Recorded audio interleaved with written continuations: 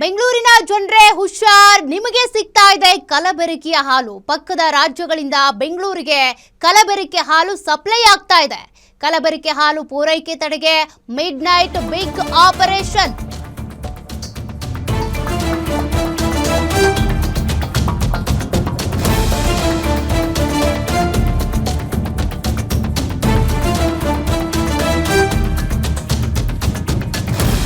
ನೀವು ಕುಡಿಯುವಂತ ಹಾಲು ಶುದ್ಧವಾಗಿದೆಯಾ? ಇಲ್ಲ, ಅದರಲ್ಲೂ ಕೂಡ ಕಲಬೆರಕೆ. ಕಳೆದ ಮಧ್ಯರಾತ್ರಿ ಬೆಂಗಳೂರಿನ ಹಲವೆಡೆ ಮೆಗಾ ಕಾರ್ಯಾಚರಣೆ ಮಾಡಲಾಗಿದೆ. ತಮಿಳುನಾಡು, ಆಂಧ್ರ ಪ್ರದೇಶದಿಂದ ಎಂಟ್ರಿ ಕೊಡೋ ವಾಹನಗಳ ತಪಾಸಣೆ ಮಾಡಿದ್ದಾರೆ. ರಾತ್ರೋರಾತ್ರಿ ಕರ್ನಾಟಕ ಪ್ರವೇಶಿಸ್ತಾ ಇರುವಂತಹ ಹಾಲಿನ ಟ್ಯಾಂಕರ್ಗಳು ಗಡಿ ತಪಾಸಣಾ ಕೇಂದ್ರಗಳಲ್ಲಿ 45 ಆಹಾರ ಅಧಿಕಾರಿಗಳ ನಿಯೋಜನೆ ಮಾಡಲಾಗಿದೆ. ಆಹಾರ ಸುರಕ್ಷತೆ ಮತ್ತು ಔಷಧ ಆಡಳಿತ ಆಯುಕ್ತರ ಆದೇಶದ ಹಿನ್ನೆಲೆ ಆಪರೇಷನ್ ನಡೀತಾ ಇದೆ. ಬೆಂಗಳೂರಿಗೆ ಬರ್ತಿರುವಂತಹ ಹಾಲಿನ ಮಾದರಿ ಸಂಗ್ರಹಿಸಿದಂತ ಅಧಿಕಾರಿಗಳು ನಿಮಗೆ ಸಪ್ಲೈ ಆಗ್ತಾ ಇರುವಂತಹ ಹಾಲು ಏನಿದೆ ಅದು ಕಲಬೆರಕೆ ಹಾಲು. ಹೀಗಾಗಿ ತಮಿಳುನಾಡು, ಆಂಧ್ರ ಪ್ರದೇಶದಿಂದ ಎಂಟ್ರಿ ಕೊಡೋ ವಾಹನಗಳ ತಪಾಸಣೆ ಮಾಡಲಾಗ್ತಾ ಇದೆ. ಸದ್ಯಕ್ಕೆ ನಿನ್ನೆ ಮಿಡ್ ನೈಟ್ ನಡೆದಿರುವಂತ ಆಪರೇಷನ್ ಇದು. ವಾಹನಗಳ ತಪಾಸಣೆಗೆ ಅಂತ 45 ಅಧಿಕಾರಿಗಳ ನಿಯೋಜನೆ ಮಾಡಲಾಗಿತ್ತು. ನಿನ್ನೆ ನಡೆದಂತ ಈ ಆಪರೇಷನ್ನಲ್ಲಿ ಸಾಕಷ್ಟು ಅಂಶಗಳು ಬೆಳಕಿಗೆ ಬಂದಿದೆ. ಕಲಬೆರಕೆ ಹಾಲನ್ನ ಕರ್ನಾಟಕಕ್ಕೆ ಸಪ್ಲೈ ಮಾಡಲಾಗ್ತಾ ಇದೆ ಅನ್ನೋದ್ರ ಬಗ್ಗೆ ಮಾಹಿತಿ ಸಿಕ್ಕಿದೆ. ಹಾಗಾಗಿನೇ ಮಿಡ್ ನೈಟ್ ನಡೆದಿರುವಂತ ಬಿಗ್ ಆಪರೇಷನ್ಗೆ ಸಂಬಂಧಪಟ್ಟಂತೆ ಒಂದೊಂದೇ ಮಾಹಿತಿ ಈಗ ಹೊರಗೆ ಬರ್ತಾ ಇದೆ.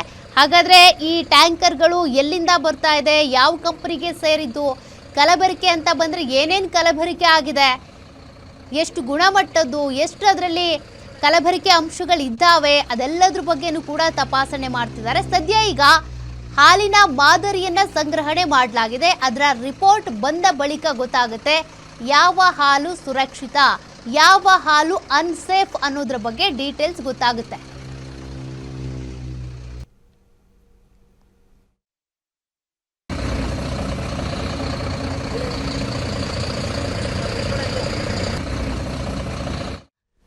ಮತ್ತಷ್ಟು ಡೀಟೇಲ್ಸ್ ಕೊಡ್ತಾರೆ metro bureau head Ullas. Midnight ನಡೆದಿರುವಂತಹ ಕಾರ್ಯಾಚರಣೆಯಲ್ಲಿ ಏನೆಲ್ಲ ಡೀಟೇಲ್ಸ್ ಸಿಕ್ಕಿದೆ? ನಿಜಕ್ಕೂ ಕೂಡ ಕರ್ನಾಟಕದಲ್ಲಿ, ಬೆಂಗಳೂರಿನಲ್ಲಿ ಹಾಲು ಕುಡಿಯೋರು ಏನಿದ್ದಾರೆ ಅವರು ಎಚ್ಚರಿಸಲೇಬೇಕಾದಂತ, ನೋಡಲೇಬೇಕಾದ ಸುದ್ದಿ ಇದು. ಈ ರಿಪೋರ್ಟ್ ಯಾವಾಗ ಬರ್ಬೋದು, ಹಾಲಿನ ಮಾದರಿಯ ರಿಪೋರ್ಟ್?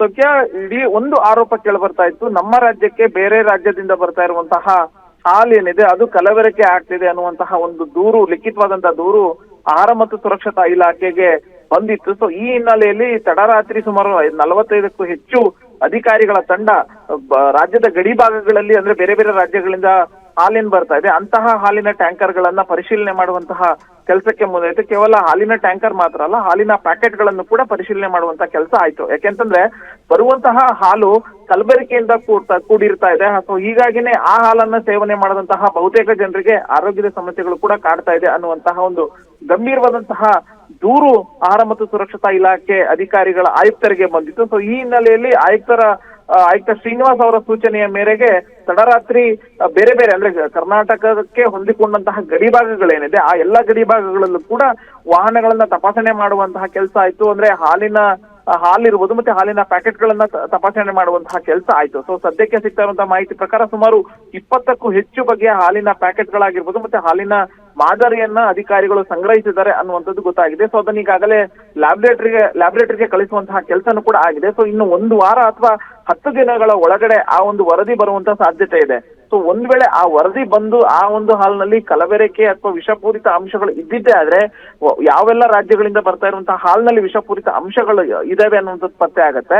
ಆ ಒಂದು ಹಾಲುಗಳನ್ನ ರಾಜ್ಯದಲ್ಲಿ ಮಾರಾಟ ಮಾಡ್ಲಿಕ್ಕೆ ಸಂಪೂರ್ಣವಾದಂತ ಒಂದು ನಿಷೇಧ ಹೇರುವಂತಹ ಸಾಧ್ಯತೆಗಳು ಇರುವಂತದ್ದು. ಎಲ್ಲೋ ಒಂದ್ ಕಡೆ ಬೇರೆ ಬೇರೆ, ಅಂದ್ರೆ ನಂದಿನಿಯನ್ನ ಹೊರತುಪಡಿಸಿ ಉಳಿದಂತ ಬೇರೆ ಬೇರೆ ರಾಜ್ಯಗಳಿಂದ ಬರುವಂತಹ ಹಾಲುಗಳೇನಿದೆ ಹೆಸರು ಹೇಳಕ್ ಹೋಗುದಿಲ್ಲ. ಯಾಕೆಂದ್ರೆ ಯಾವ್ದಾದ್ರು ಒಂದು ಕಂಪನಿ ಅಥವಾ ಹಾಲಿನ ಹೆಸರು ಹೇಳಿದ್ರೆ ಮತ್ತೊಂದು ಅದು ಬೇರೆ ರೀತಿಯ ಅರ್ಥ ಬರುತ್ತೆ. ಸೊ ಹಾಗಾಗಿ ಬೇರೆ ಬೇರೆ ರಾಜ್ಯಗಳಿಂದ ಪೂರೈಕೆ ಆಗುವಂತಹ ಹಾಲುಗಳ ಮಾದರಿಯನ್ನು ಈಗಾಗಲೇ ಅಧಿಕಾರಿಗಳು ಸಂಗ್ರಹಿಸಿ ಲ್ಯಾಬ್ಗೆ ಕಳಿಸಿದ್ದಾರೆ.